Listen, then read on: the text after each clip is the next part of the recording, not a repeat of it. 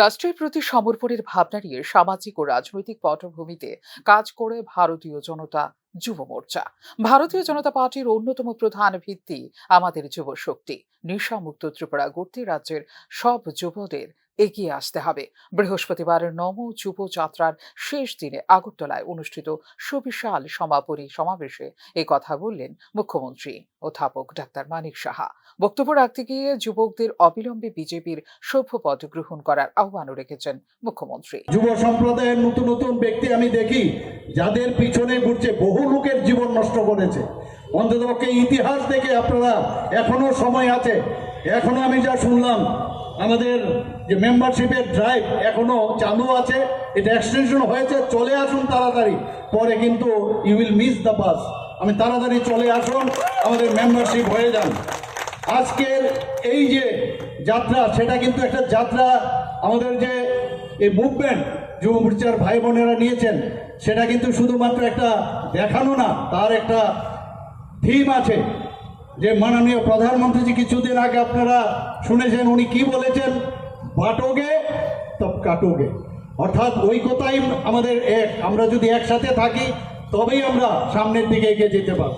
তো এই ঐক্যবদ্ধ তার যে আজকে এই যে যাত্রা, সেটা আরেকটা হচ্ছে আমাদের ত্রিপুরায় যে বারবার আমরা প্রথম থেকে আমরা যেটা বলে আসছি যে নেশামুক্ত ত্রিপুরা, সেই যে থিম সেটাকে সামনে রেখে আজকে যুব মোর্চার ভাই বোনেরা যেভাবে সারা ত্রিপুরার মধ্যে যেভাবে ওই যে যাত্রা শুরু করেছে, একটা ব্যাপক সারা আমি বলতে পারবো সারা ত্রিপুরাতে ফেলেছে। একটা ভাইব্রেশন, যাকে বলে একটা ভাইব্রেশন সারা ত্রিপুরার মধ্যে হয়েছে। সমাজকে পরিবর্তন করতে যুব সমাজকে এগিয়ে আসতে হবে। এক্ষেত্রে যুব সমাজকে রাজনীতিতে এগিয়ে আসতে আহ্বান রেখেছেন মুখ্যমন্ত্রী ডাক্তার মানিক সাহা। আগামী কিছুদিনের মধ্যে 100 জন মেধাবী ছাত্রীকে স্কুটি দেওয়ার রাজ্য সরকারের সিদ্ধান্ত বাস্তবায়ন করা হবে বলেও এদিন জানিয়েছেন মুখ্যমন্ত্রী ডাক্তার মানিক সাহা। বন্ধুগণ, কিছুদিন আগে সিএম সাথ প্রকল্প আমরা চালু করেছি। এতে করে 200 জন মেধাবী ছাত্রছাত্রীকে, যারা উচ্চ শিক্ষার জন্য মাসিক 5,000 টাকা করে বৃত্তি দেওয়া হবে।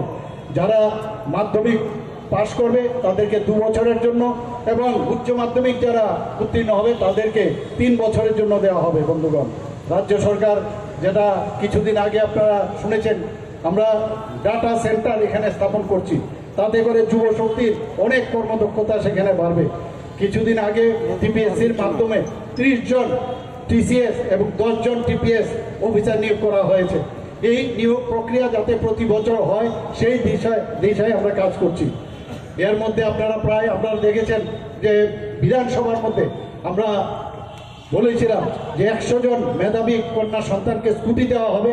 সেটা এর মধ্যেই আপনারা দেখবেন, সেই 100টা মেধাবী যারা স্টুডেন্ট যারা পাস করছে বা পড়াশোনা করছে তাদেরকে আমরা সেই 100টা স্কুটি আমরা প্রদান করব।